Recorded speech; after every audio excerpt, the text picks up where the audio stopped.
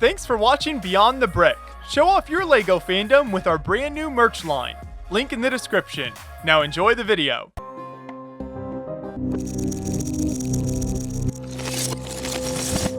Hi, I'm Paul Rizzi.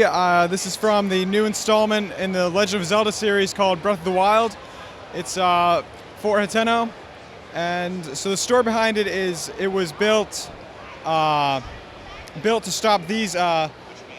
They're called guardians, so they're possessed,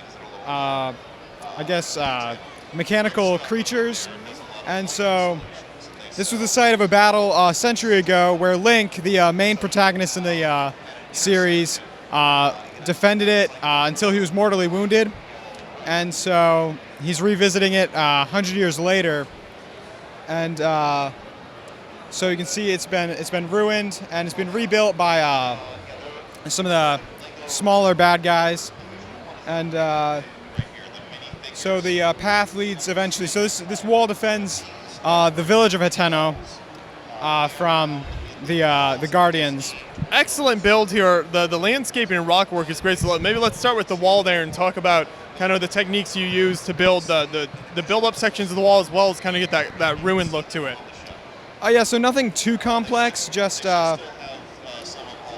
so I first started off with a prototype of the wall, and I just for scaling, and then I went from there and added detail to it. So just some of these here, just put those on with 1x1 bricks with stud on one side, just to give some texture, and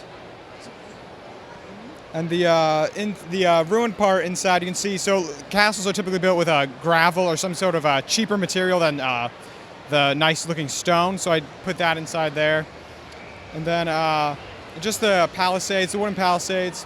I did those after I finished the wall, and then I just put some just a little detail on top to make it look a little more ruined. And then to finish, I just put on some vines. Yeah, and it turned out excellent. You've also got kind of the rock work at each end, so that looks really great. And the fact you've got it on both sides, so you had to kind of build it all the way around. Was that difficult? Yeah, it was pretty tricky. The two rock walls, I guess, on either side, those definitely took the longest. Rock work for me, it takes a while.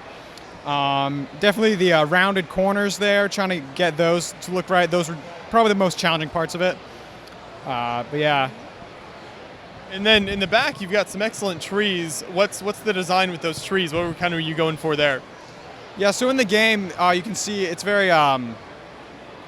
I wanted to get a good coverage there. So this is the first time I've tried. I used clips and then slanted them up to get more of a more upward look to them, and then I just put little leaves in there, just place them in there in between the branches and the leaf parts. Make it that thicker, greener look. Exactly, yeah. In front of the wall here, all of this nice grass work, including the river and everything. It looks like that could be kind of fragile. Is that hard to keep that all together? No, not really. I've done a lot of the grass. I do that a lot now, so it's gone a lot easier.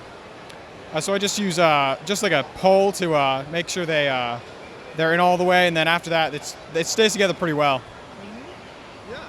Well, the whole build came together just really excellent. As you were working on this, were you looking at screenshots from the game to try to get it all right? Yeah, I started off using a lot of screenshots. I went in the game, just explored it, looked around, saw how much I had to scale it down. So in the game, it's a lot longer, but I scaled down a bit. And then towards the end, when I was doing some finishing touches, doing some more detail work, I actually had the game console. It's on the Nintendo Switch, so I could have it right next to it. So I would just move my character right next to where I was building, like in-game into here, just to try to get as close to possible as it looks in the game.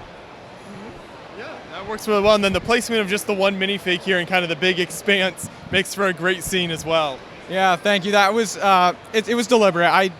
Just using one minifig. In past years, I feel that minifigs can sometimes draw away from the rest of the build, so I just wanted to do one minifig.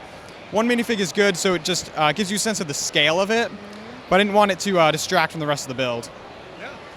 Well, thanks so much for bringing it out to the show here. It's really excellent. I think you even won the staff favorite award, so congratulations on that. That's really awesome. Thank you. All right, thank you.